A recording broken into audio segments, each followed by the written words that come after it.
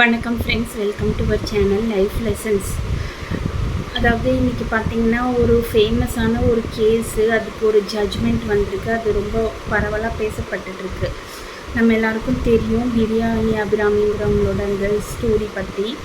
So ஒரு extra marital அஃபேருக்காக அவங்க பெற்ற குழந்தைங்க 2 பேரையுமே ஒரு மனசாட்சியே இல்லாமல் பாலில் தூக்க மாத்திரை கலந்து கொடுத்து சாவடிச்சிருக்காங்க குழந்தைங்கள. ஸோ அதுக்கு வந்துட்டு பனிஷ்மெண்ட்டாக வந்துட்டு அவங்களுக்கு வாழ்நாள் முழுவதும் சிறை தண்டனை அப்படின்னு சொல்லிட்டு கொடுத்துருக்காங்க. ஸோ அதாவது இந்த காலத்தில் வந்துட்டு கல்யாணம் நடக்கிறதுங்கிறதே கல்யாணம் அமையிறதுங்கிறதே ஒரு கஷ்டமாக இருக்குது. அதுக்கப்புறம் குழந்தை அமையிறது அதுக்கு மேலே கஷ்டமாக இருக்குது. எவ்வளவோ பேர் ரொம்ப வருஷமாக குழந்தைங்க எல்லாமே இருக்கிறாங்க. எவ்வளவோ ட்ரீட்மெண்ட்டு, எவ்வளவோ பணம் செலவழிச்சிட்ருக்குறாங்க. ஸோ அந்த மாதிரிலாம் இருக்கிறப்போ அதுக்கு மேலே குழந்தை பெற்ற பிறகு அதை பார்த்துக்கிறதுக்கு கூட யாரும் இல்லாமல் பேரண்ட்ஸே கஷ்டப்பட்டு இன்ச்சு பை இன்ச்சாக கவலைப்பட்டு குழந்தை ஏன் நிற்கலை, ஏன் நடக்கலை, ஏன் பேசலை, ஏன் அப்படி பண்ணுறான், ஏன் இப்படி பண்ணுறான், மற்ற குழந்தைங்கள்லாம் நல்லா பேசுகிறாங்களே இந்த குழந்தை பேசலையே, ஏன் சாப்பிடல, ஏன் தூங்கலை, ஏன் படிக்க மாட்டுறாங்க, ஏன் எழுத மாட்டுறாங்கன்ட்டு இன்ச்சு பை இன்ச்சாக கவலைப்பட்டுட்டு இருக்கிறோம் பேரண்ட்ஸு. ஸோ அப்படியெல்லாம் கவலைப்பட்டுருக்கோம். டெய்லி இப்போது வேலைக்கு போனால் குழந்தைய பார்க்காம வேலைக்கு போகிறோமே அப்படின்னு ஒரு கில்ட்டு. ஸோ இந்த மாதிரி நிறையா கில்ட்டோட குழந்தைங்கள வளர்த்து ஆளாக்குறது அவ்வளோ கஷ்டப்பட்டுட்டு இருக்காங்க பேரண்ட்ஸு. ஸோ அப்படியெல்லாம் இருக்கிறப்போ இவங்களுக்கு கடவுள் அழகான பிளெஸ்ஸிங்ஸாக 2 குழந்தைங்கள கொடுத்துருக்காங்க. அவங்களையும் எப்படியும் 4-5 வயசு 7 வயசு வரைக்கும் வளர்த்துருக்குறாங்க. எனக்கு உண்மையாலுமே இவங்க தான் அந்த குழந்தைங்கள பெற்றாங்களானே எனக்கு ஒரு டவுட் வருது. அந்த கேஸை பற்றி பார்க்கும்போது படிக்கும் போதெல்லாம் அப்படியே கை கால்லாம் உதறுது எனக்கு. எப்படி ஆஃப்டர் ஆல் ஒரு இந்த விஷயத்துக்கு இதுக்காகவா நீங்கள் அந்த 2 குழந்தைங்களே கொன்னீங்க, நீங்கள் எப்படியோ போங்க, எதுக்காக குழந்தைங்கள கொன்னீங்க அப்படின்னு தான் நம்மளுக்கு தோணுது ஃப்ரெண்ட்ஸ்.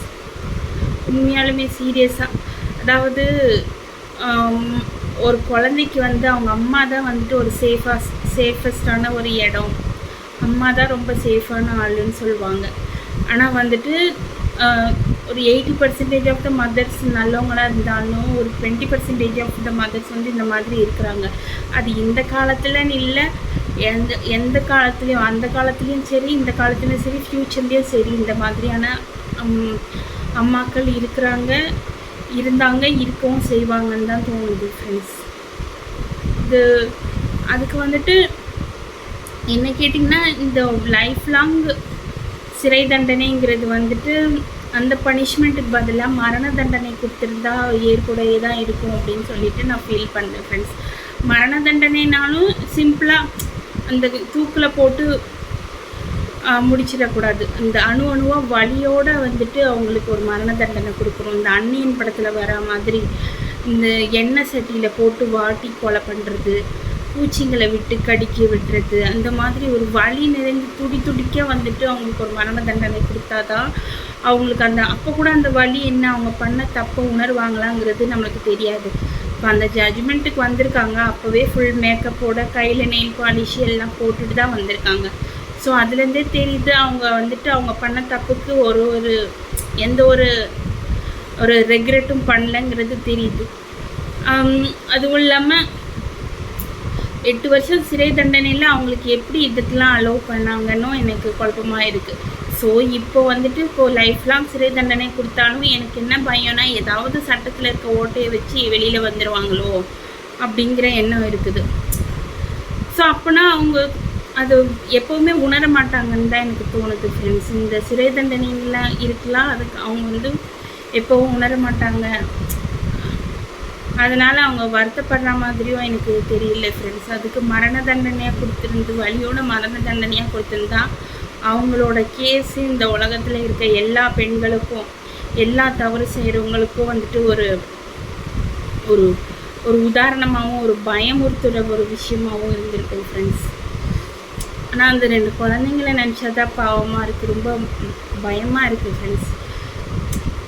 இவங்களாவது ஒரு ஓப்பனாக வந்துட்டு கொலை பண்ணியிருக்கிறாங்க. சில மதர் எப்படின்னா சாப்பிட்டுலாம் அப்படியே இந்த வாழைப்பழத்தில் ஊசி ஏற்றுற மாதிரியே வந்துட்டு யாருக்குமே தெரியாது அவங்க குழந்தைங்கள என்ன பண்ணுறாங்கன்றது.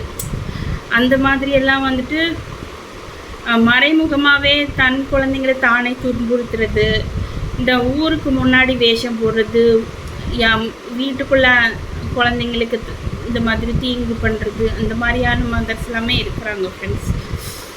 ஸோ என்னை பொறுத்த வரைக்கும் அவங்களுக்கு ஒரு வலி மிகுந்த ஒரு மரண தண்டனை கொடுத்துருந்தா ஒரு சூட்டபிளான ஒரு பனிஷ்மெண்ட்டாக இருக்கும் அப்படின்னு சொல்லி நான் ஃபீல் பண்ணுறேன் ஃப்ரெண்ட்ஸ். வீடியோ பிடிச்சிருந்தால் சப்போர்ட் பண்ணுங்கள். வீடியோ பார்த்ததுக்கு நன்றி.